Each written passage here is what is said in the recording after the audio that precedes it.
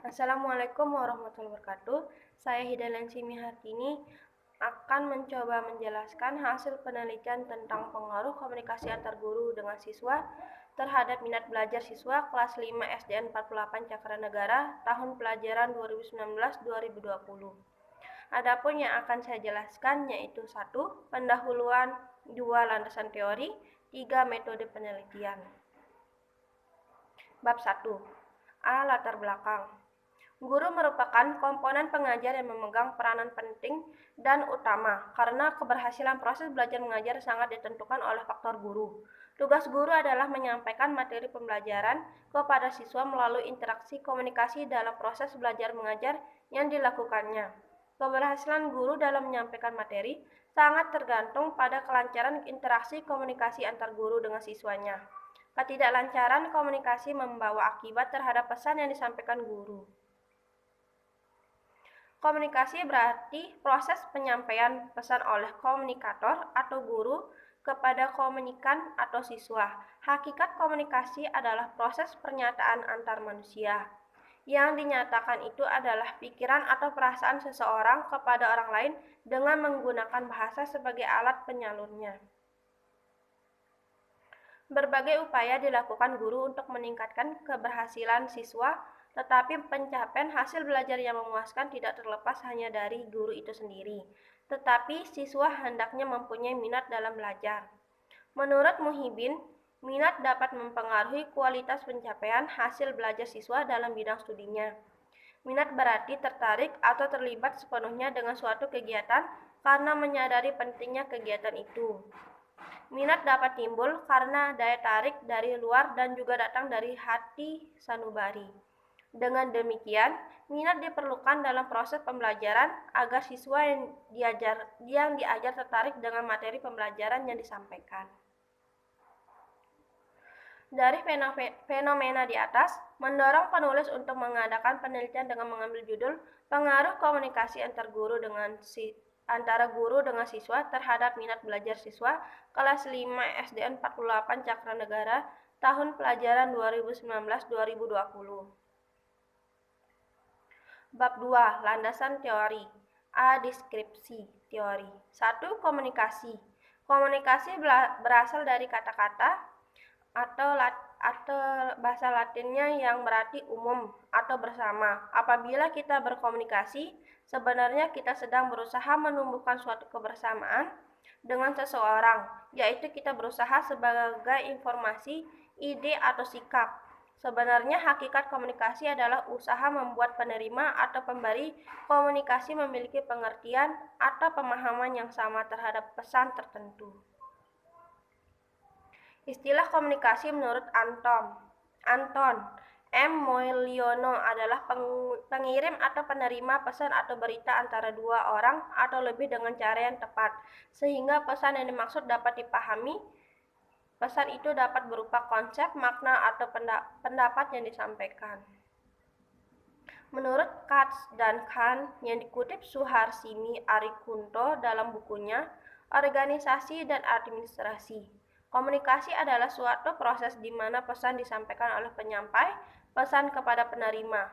Pesan dapat berupa perasaan atau hasil pikiran orang lain dengan maksud untuk mengubah pengetahuan, keterampilan, atau sikap penerima pesan. Dari beberapa pengertian oleh para ahli dapat disimpulkan bahwa komunikasi merupakan kegiatan atau proses penyaluran informasi, perasaan, ide yang disampaikan kepada orang lain. Atau dengan kata lain, komunikan merupakan gejala, yaitu pernyataan yang dilakukan oleh manusia atau individu. Ternyata tersebut dapat dilakukan dengan bahasa lisan, tulisan, atau isyarat-isyarat atau simbol-simbol. Proses komunikasi. Proses komunikasi atau proses penyampaian pesan harus diciptakan, diwujudkan melalui kegiatan penyampaian dan tukar-menukar pesan atau informasi oleh setiap guru dan peserta didik. Yang dimaksud pesan atau informasi dapat berupa pengetahuan, keahlian, ide, dan pengalaman. Dalam proses komunikasi, terdapat 5 unsur unsur penting yang harus diperhatikan, yaitu A. Sender, yaitu pihak yang mengirim pesan atau berita disebut juga komunikator. B. Messenger adalah pesan atau informasi yang hendak disampaikan kepada pihak lain. Yang C. Medium adalah sarana penyaluran pesan-pesan atau media. Yang D. Receive adalah pihak penerima pesan atau informasi, disebut juga komunikan. Yang E. Respon adalah tanggapan atau reaksi komunikan terhadap pesan atau informasi yang diterima oleh pihak komunikator. Komunikasi pembelajaran. Komunikasi yang jelas dalam sebuah pembelajaran adalah suatu syarat pembelajaran dapat berlangsung efektif. Ada beberapa komponen dalam komunikasi yang efektif, yaitu 1. Penggunaan terminologi yang tepat. Yang kedua, presentasi yang terarah dan teruntut. Yang ketiga, sinyal transisi atau perpindahan topik pembahasan. Yang keempat, tekanan pada bagian-bagian penting pembelajaran. Yang kelima, kesesuaian antara tingkah laku komunikasi verbal dengan tingkah laku komunikasi nonverbal. 2. Minat belajar. Pengertian minat belajar menurut I.L. Pasaribu dan Simanjuntak, pengertian minat sebagai suatu motif yang menyebabkan individu berhubungan secara aktif dengan sesuatu yang menarik. Selanjutnya, menurut Zakiyah Darajat dan kawan-kawan, mengartikan minat adalah kecenderungan jiwa yang tetap ke jurusan sesuatu yang berharga bagi orang. Gitzel dalam Merdapi juga mengemukakan pendapatnya bahwa minat adalah suatu disposisi yang terorganisasi melalui pengalaman yang mendorong seseorang untuk memperoleh objek khusus aktivitas, pemahaman, dan keterampilan untuk dirujuk perhatian atau pencapaian. Zakiyah Darajat dan kawan-kawan berpendapat bahwa minat adalah sebagai kecenderungan yang tetap ke jurusan sesuatu hal yang berharga bagi orang. Dari beberapa definisi yang dikemukakan oleh para ahli, seperti yang dikutip di atas, dapat disimpulkan bahwa minat adalah kecenderungan seseorang terhadap objek atau suatu kegiatan yang digemari yang disertai dengan perasaan senang dan adanya perhatian dan keaktifan berbuat. 2. Fungsi minat dalam belajar. Elizabeth B. Harlock menulis tentang fungsi minat bagi kehidupan anak sebagaimana yang ditulis oleh Abdul Wahid sebagai berikut. A. Minat mempengaruhi bentuk intensitas cita-cita. B. Minat sebagai tenaga pendorong yang kuat. C. Prestasi selalu dipengaruhi oleh jenis dan intensitas. Faktor-faktor yang mempengaruhi minat dalam belajar. Menurut Totok Santoso, menyebut bahwa faktor-faktor yang mempengaruhi minat belajar siswa adalah sebagai berikut. A. Motivasi dan cita-cita. B. Sikap. C. Keluarga. D. Fasilitas.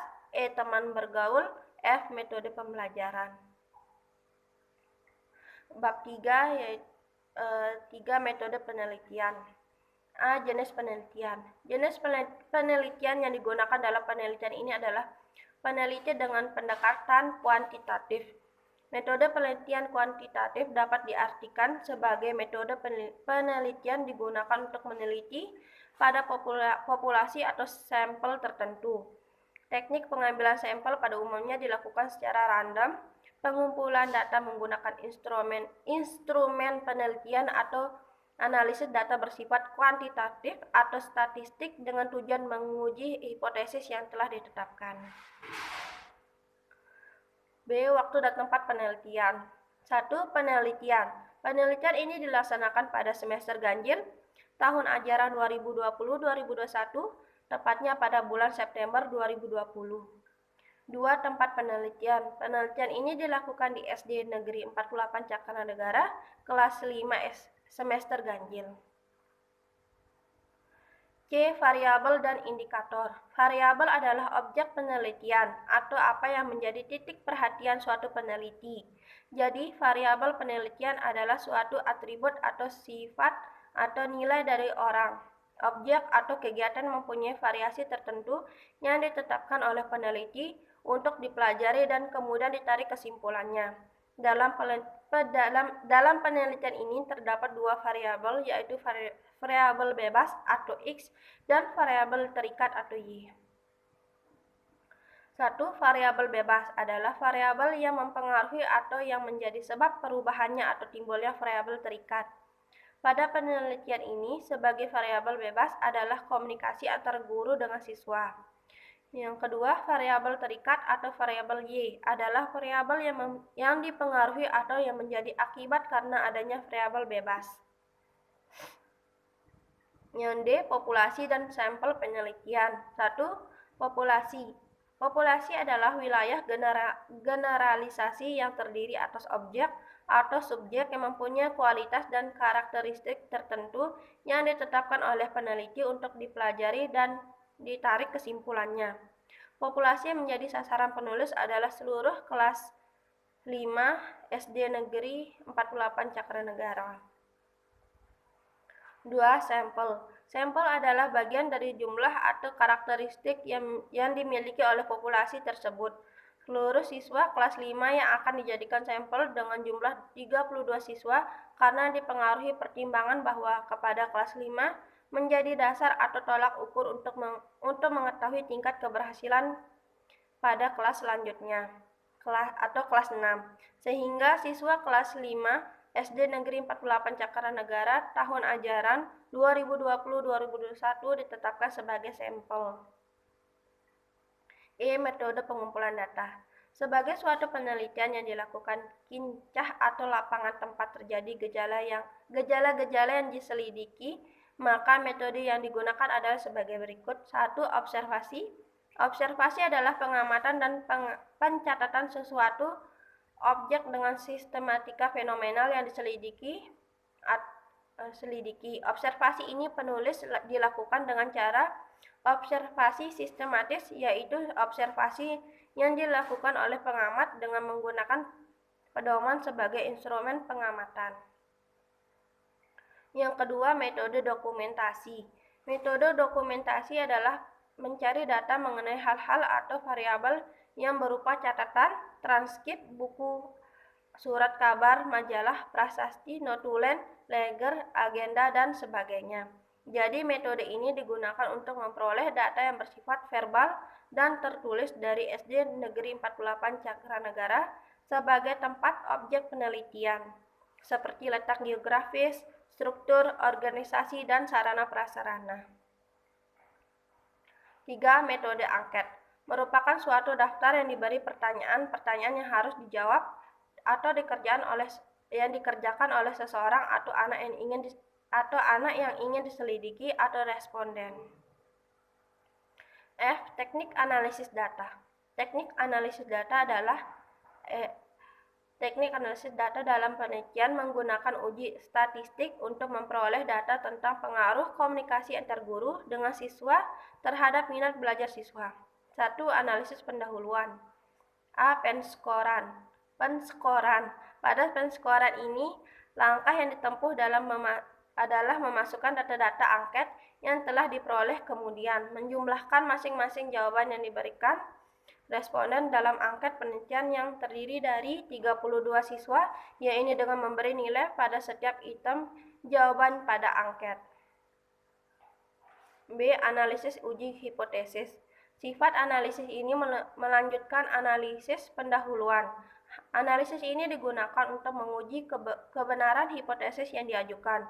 Adapun jalan analisisnya adalah pengelolaan data yang akan menjadi pengaruh antara variabel bebas atau X dengan variabel terikat atau Y.